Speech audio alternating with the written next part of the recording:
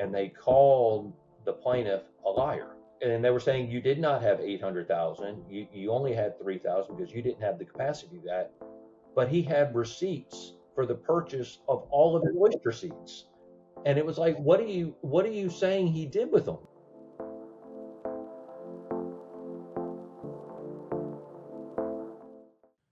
On September 16, 2020, Hurricane Sally wreaked havoc in Pensacola, Florida, coinciding with the construction of a new bridge meant to replace the iconic 3-mile bridge linking Gulf Breeze and Pensacola.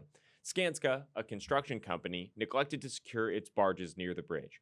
This oversight resulted in the barges breaking loose, causing substantial damage not only to the bridge, but also devastating a nearby oyster farm owned by DeLuna Oyster Company. The financial toll on the oyster farm amounted to $445,000 in property damage and a loss of revenue of $1.2 million.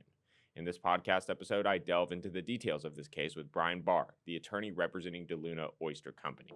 Enjoy.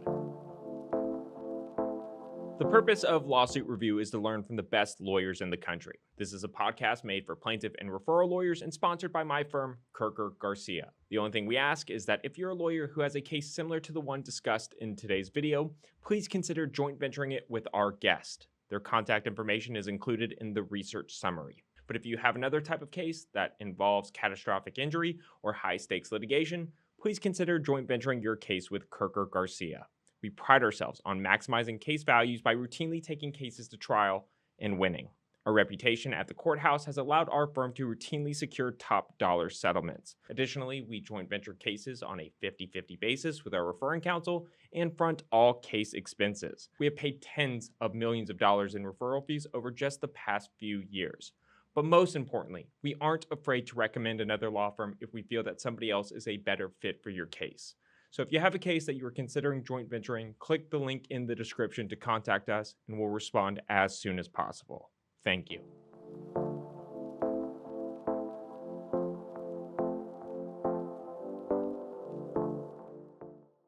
So the name of the case is DeLuna Oyster Company versus Skanska USA Civil Southeast Incorporated. Brian, Right. How did you get involved in this case? Well, this was a case that was really important to our community.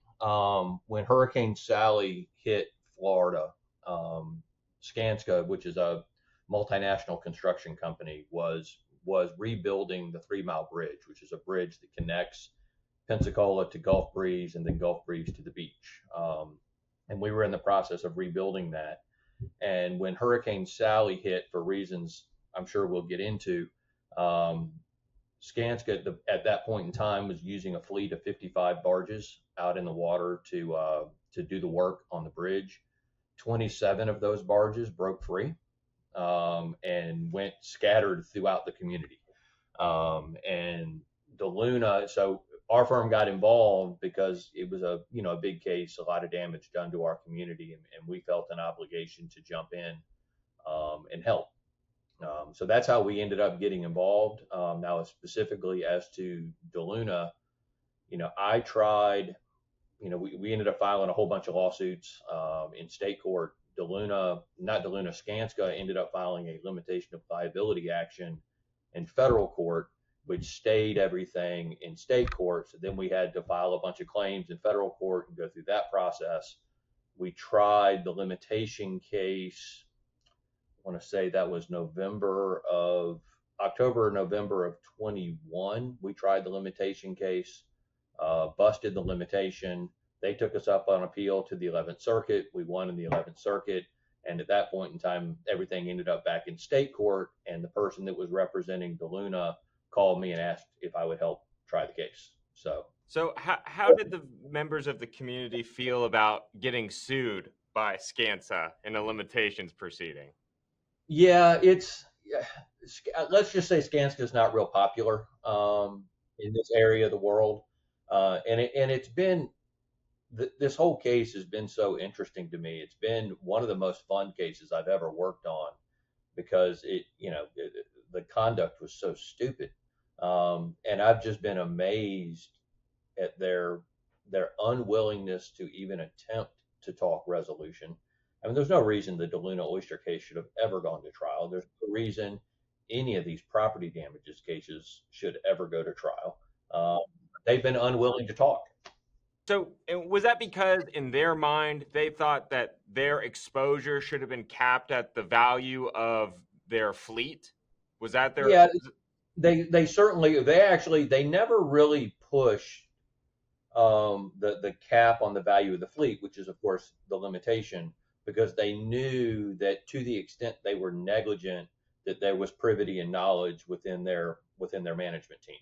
What they pushed was we should be completely exonerated because this was an act of God and we did everything we could to prepare, which sounds interesting on its face. I mean, you look at it and you say, oh, this is a hurricane, hurricane caused damage, blah, blah, blah, blah.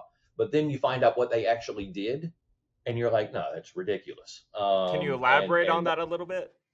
I want to say it was Friday, September 11th, was when the first warnings about Hurricane Sally started coming out. And at that point in time, the eye of Sally, at that point it was Tropical Depression 19, but it was just south of Florida, of the Florida Peninsula. It had not yet quite come into the Gulf. But all of the forecast models showed that the Pensacola area was within the forecast zone. Well, they had a hurricane preparedness plan that required them to stop their work, demobilize their barges, and go to safe harbor any point in time the site was under threat. Well, for the first time ever, they kind of looked at those warnings and they ignored them. They didn't meet until Saturday at noon, which I think at that point in time we were on the edge of the tropical storm warning. They decided to do nothing, kept working at the bridge. That next day they met Sunday morning, decided what they would do. Rather than follow their hurricane plan, they would take all 40 of their barges at the bridge at that point in time and tie them to pipe pilings within 500 feet of the bridge. And so these barges, I mean, it was amazing. On both sides of the bridge, 40 barges all tied up together within 500 feet of the bridge, literally sitting in the middle of the bay. At the same time, I think we were under a hurricane watch or a warning at the point in time they do this. What they were supposed to do was stop working immediately. They should have done that on Friday and move all of their equipment into where they had already designated as safe harbors where we're supposed to go for a storm. And they completely ignored that plan. And, predictably, when Hurricane Sally came in, everything started breaking free. Barges were breaking free before there were even tropical storm force winds in the area. I mean, it was just a horrible decision. And that's what the federal court found. The limitation trial is a bench trial. So, the judge, when he entered his order, was basically like, you made the worst possible decision you could make. I mean, to get exoneration, you have to show there's nothing that you could have done that would have prevented this. You didn't even try. I mean, you put your barges in the absolute worst place you could put them. And like they offered excuses like, well, it was the weekend and we were short-staffed. And we couldn't possibly have predicted that this was going to happen. Yet, because they were looking at modeling that said this thing was going to Louisiana. But when you just strung it all together, there was not a point in time from the Friday of the first warning till when Sally hit on Wednesday that Pensacola was not either within the zone of the cone that everybody knows or within a watch or a warning the entire time. And they tried to say you couldn't predict this, and the judge was like, that's ridiculous. What was the total damage to the community? Well, there's two components of it that we've kind of put in different buckets for various different maritime reasons. There are people that experienced direct impact to their properties. That's people like DeLuna Oyster, oyster farms that were hit by a barge, people's docks and seawalls that were destroyed. Escambia County had its fishing pier destroyed.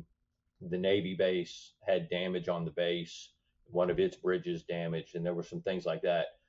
There's probably 40 or 50 of those types of people. And then there are several hundred, I think it's around 800 independent businesses that were damaged economically because the bridge was closed for 9 months and people were no longer allowed to access them.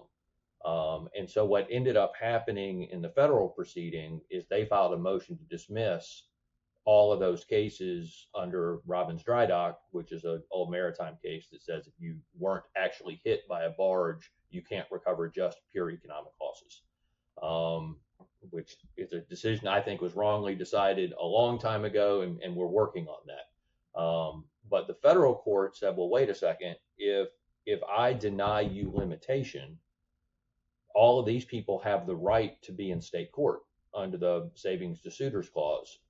So I'm not going to extinguish that right myself. We're going to try the limitation case, and if you win the limitation, we'll deal with it. If you lose the limitation, I'm going to let these people go back to state court and let a state court decide it. That's one of the things they appealed to the 11th Circuit, and the 11th Circuit was like, that's fair. You can that's the right way to do it. Did they appeal it interlocutory, or did they wait until? No, they took it up along with the judgment on the limitation trial.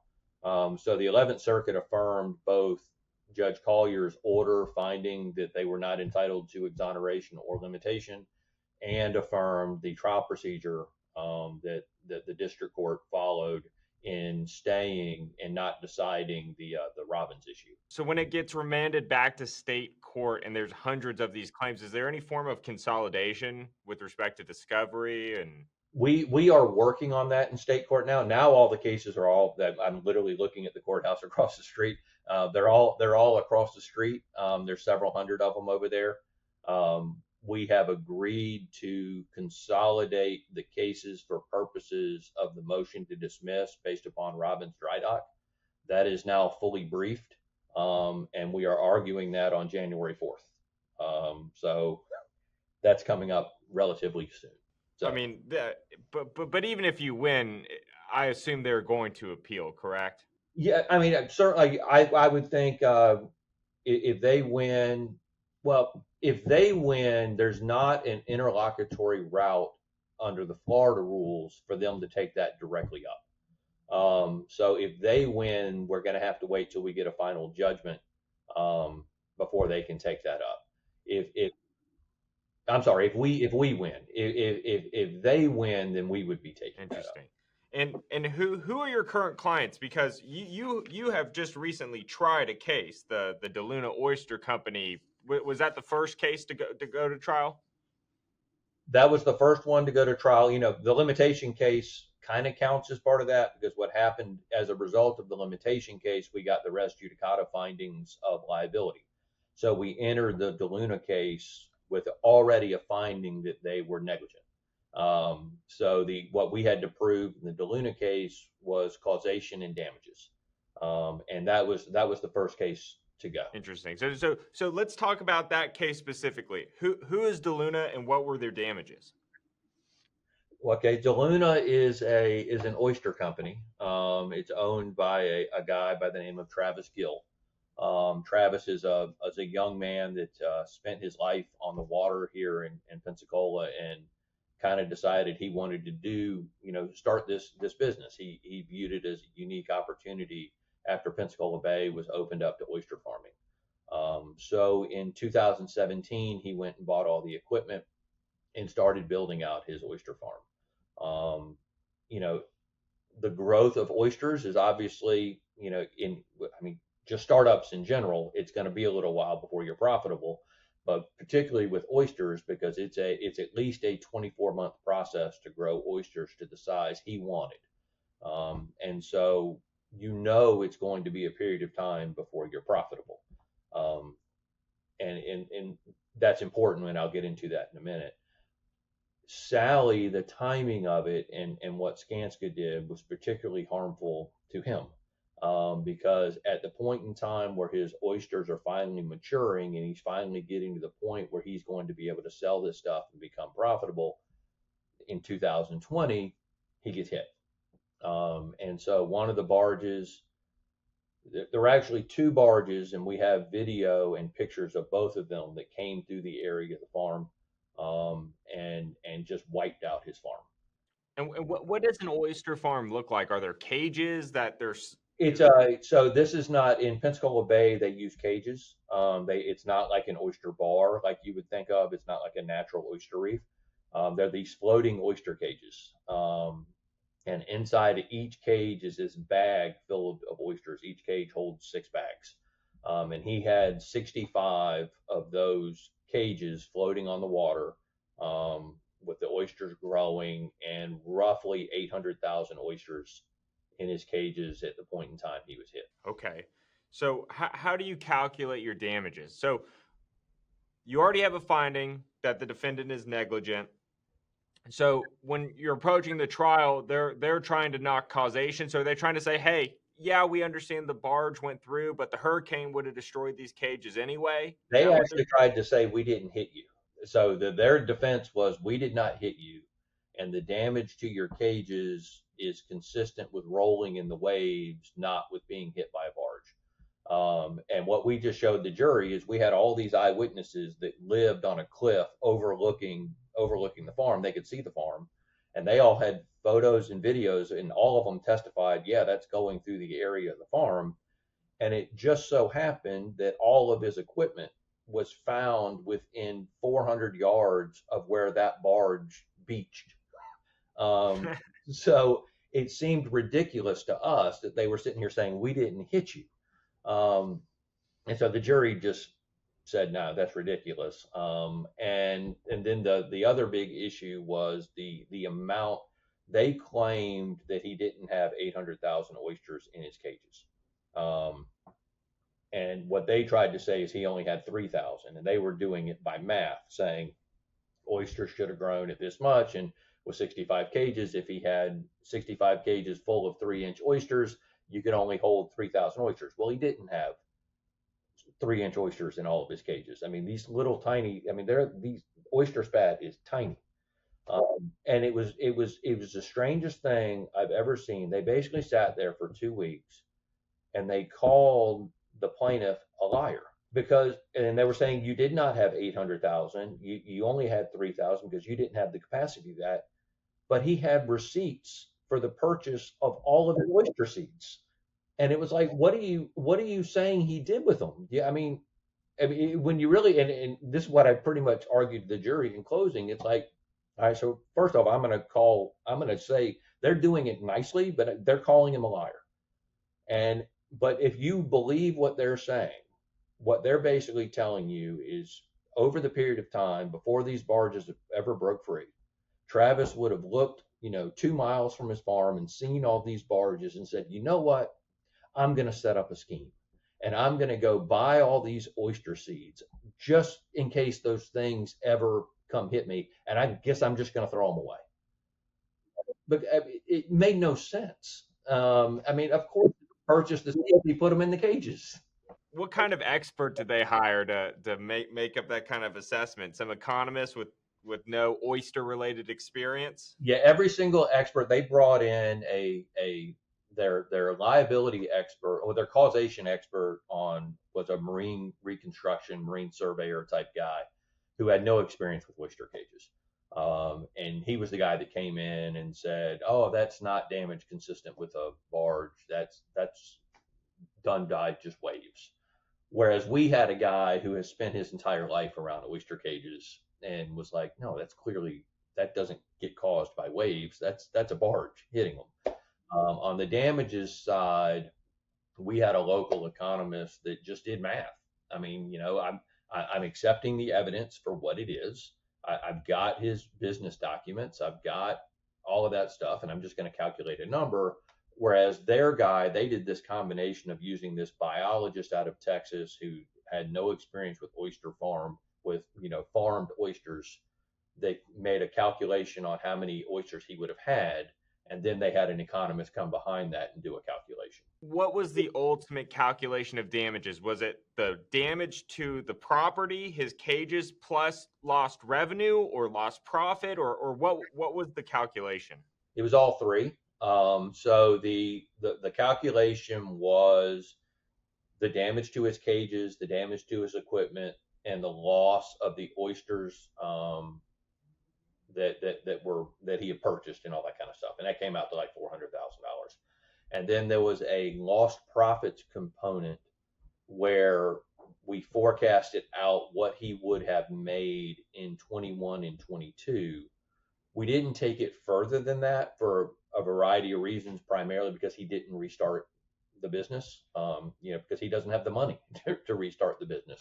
So we only calculated out his 21 to 22 based upon a very narrow window. When you were trying this case, is there anything particularly noteworthy? I mean, did you have a strong theme, or when you stepped in to the courtroom to start voir dire? I mean, what was your plan? I don't think we really walked into it. I mean, my plan all along was to say, the message I was going to give to the jury is just, you don't check your common sense at the door. And you're bringing that in here with you, and everything, the whole closing was a credibility argument. It's what's credible here and what's believable. This idea, all these people that have nothing to do with oyster farming that they've paid, hundreds of thousands of dollars to, like, we nicknamed one of their experts the $400,000 man, and all this kind of stuff, and we had a lot of fun with it. But it wasn't one of those cases that is really amenable to like a consistent theme, just because you're not doing a liability story, you're just doing causation and damages. But the whole case hinged on the plaintiff being believable, and that was the crux of the whole case, because that's their sole attack was he's not telling you the truth. Yeah. And ultimately the jury found roughly $1.7 million, right? $445,000 for property damage and $1,244,000 for lost revenue. That's correct? Yes. And are you guys going to get paid on it? Are they appealing, or? They say they're going to appeal. Like I was saying earlier, I mean, nothing they have done to this point in this litigation has made sense to me. I've always told them, and I've always told everybody, I understand why they aren't resolving the economic loss cases. I get it. I don't agree with it, but I get it. I can't wrap my head around why they won't resolve the property damage cases. They don't have a defense. And if what they showed in the DeLuna case is the best they have, walk in, call the plaintiff, this local person, sit there and call them a liar for 2 weeks, and sit there and try and get the jury to believe their barges didn't cause damage, it doesn't make sense. But they seem to have, I mean, they've told me this before, Brian, when these cases go to trial, the bridge will have been opened for a while, and people are going to love their new bridge, and they're just going to forget about this. And that's just, no. This community hates you. So I can't wrap my head around their strategy. When do you have your next trial setting? There isn't one set right now. The thing everybody's focused on right now is the Robbins issue that we're dealing with on the 4th. Well, thank you so much, Brian, for taking the time to talk with me. That's fascinating. It's a very interesting case. I mean, it has easily been one of the most fun cases I've ever worked on. It's just, a sexy liability story is always fun. And the conduct is just so incredible. Represent your community. What's better than that? Yeah, it's been fantastic. I've loved working on this case.